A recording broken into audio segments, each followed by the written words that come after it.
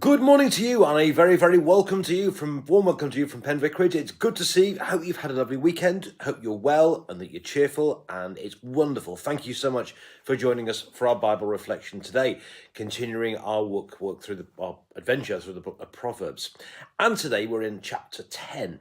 Now, interesting, up to now, it hasn't actually stated who the Proverbs are written by.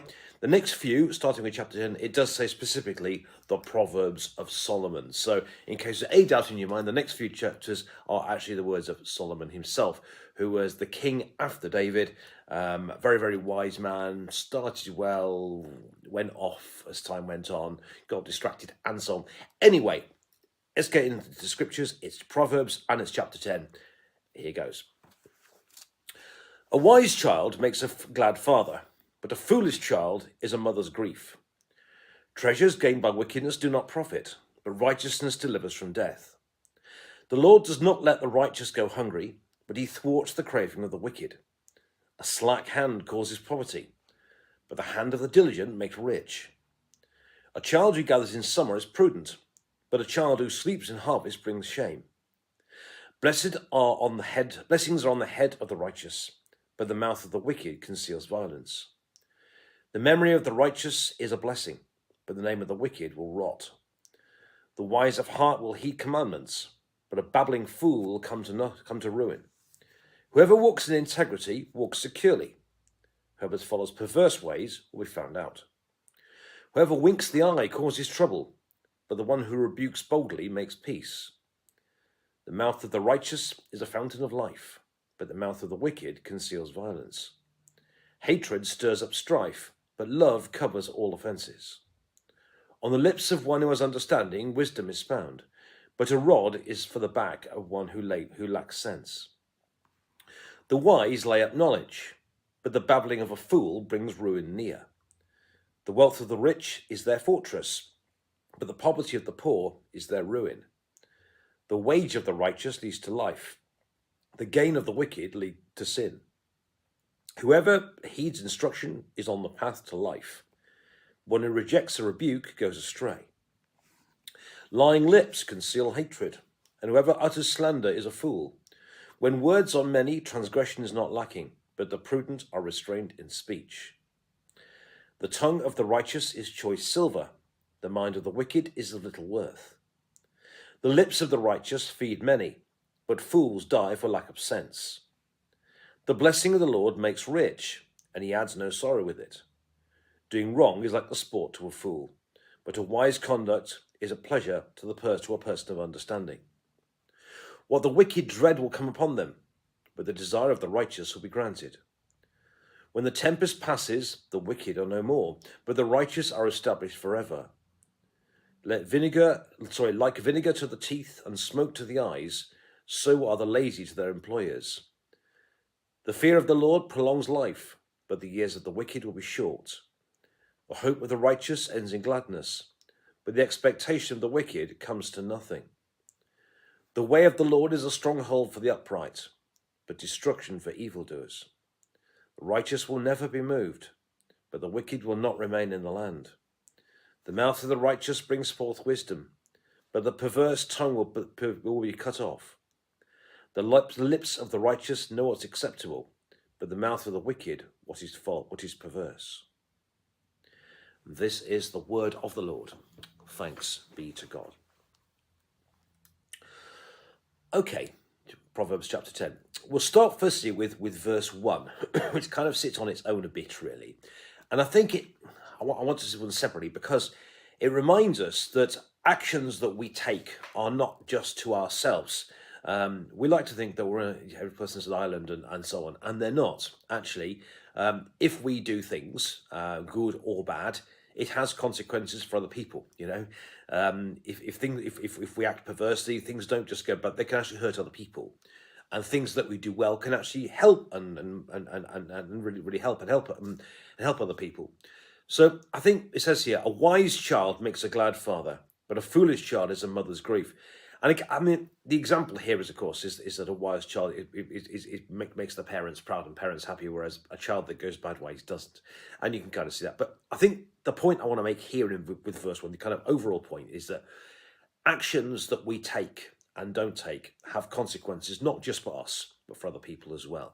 And especially if we have any kind of responsibility, parental responsibility, if we are bosses or whatever it may be, or leaders, or have any kind of influence whatsoever, and even having conversations with people, any way it may be, we just need to remember that things that we do, things that we say, have effect to other people as well. And as I say, we can be kind and help other people, or we can act perversely and it can hurt other people. So it's just worth saying that actions that we have don't just affect us, but affect other people as well. That's that. Then the rest of the chapter, ostensibly, for all intents and purposes, are a whole load of kind of verses which contrast in pretty much every verse by verse. The wise is this and the foolish is that. The wise is this and the foolish is that. It might be the good as opposed to the perverse or something, but you generally get the picture that there's the wise and the foolish, and it goes back and all the way through, and just almost every verse is there's something of good, and the contrasting something of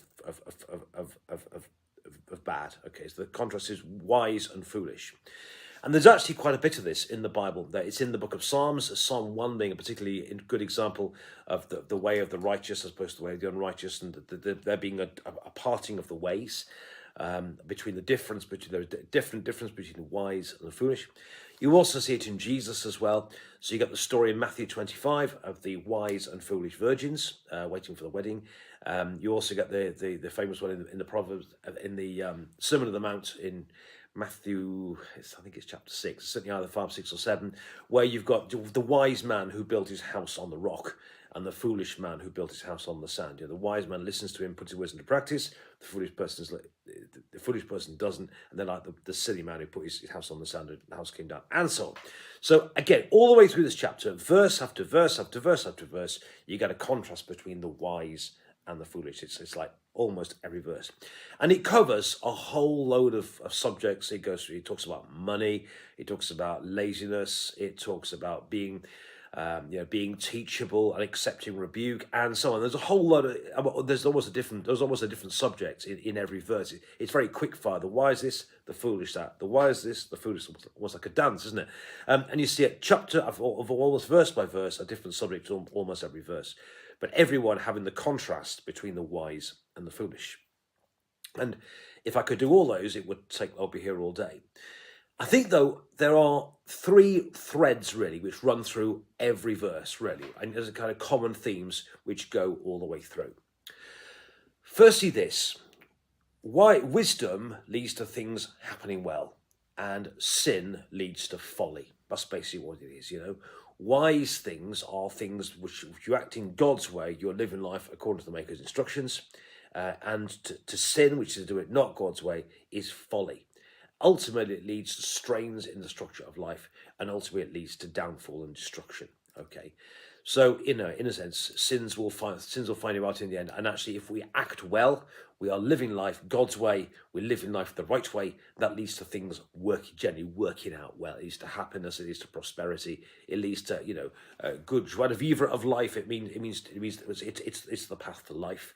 Whereas the way of sin ultimately leads to destruction and downfall, and so on, and so on, and so on. Okay, so that's the first common theme which runs through the whole chapter, is that wise way, God's way, leads to things working out well. Sin and foolishness leads to folly, which leads to things breaking down. So that's the first common theme all the way through. Second thing is this: that however much rope he may give us, so to speak, God is in control. I think it's the message that we all need to hear sometimes. I mean, you hear all sorts of stuff going on in the world, and you hear stuff on the telly, and you hear stuff around, and you hear all sorts of, and the internet is just full of all sorts of information from every which way. And it's tempting to think otherwise. But this chapter reminds us that actually, however it may seem, God is in control. And he may give us lots of rope and lots of freedom to go and do our own way, make our own choices, and so on and so on and so on. But ultimately, my friends, God is in charge. That's the second thing. And the third thing, which runs through it, is that ultimately, the righteous are the people who are truly rich. Not the people who have lots of money, but the really righteous, the really rich people are those who are righteous. They're the happiest, and they're the ones who that's what you want to aspire for. So don't aspire for lots of possessions, The truly rich are the people who are the righteous, the people who live life God's way. Because living life God's way means living life with a clear conscience, according to the Maker's instructions, living life right. And that ultimately is the path to true happiness. So ultimately, the truly richest people around are the people who live life God's way. Not by what you see on appearance, not by the state of your bank balance, or the size of your car, or the size of your house, or whatever. The truly rich people are those who are living life God's way. So, my friends, in conclusion, this fascinating little chapter here. Firstly, in verse 1, we're reminded that actions that we have consequences, not just for us, for other people as well. And the rest of the chapter, you've got a whole series of verses, all on different subjects, contrasting in every verse the wise and the foolish, reminding us that like Psalm 1, like Jesus and the wise and foolish virgins and so on, there is a difference between wisdom and foolishness. And each verse here reminds us the wise and the foolish, verse after verse after verse. There are three, however, common themes running through all of them. Firstly, is that sin means living life foolishness and ultimately leads to destruction, whereas living life God's way is ultimately the path to life. Secondly, is that however it may seem, that God is in control. God knows what he's doing, and God's got it, as people often say to me. And the third theme running through is that the truly richest people, the happiest, the truly rich people are actually not the people who've got the biggest bank balance. The truly richest people are the people who are the wise, the people who live life God's way. They're the happiest, they're the most contented, and that is where true riches are to be found. Friends, I hope you find that helpful. Do please share this message with your friends. Let other people know about it as well. Have a lovely day. Thank you so much for joining us this morning. Hope you've had a lovely weekend, and have a lovely day.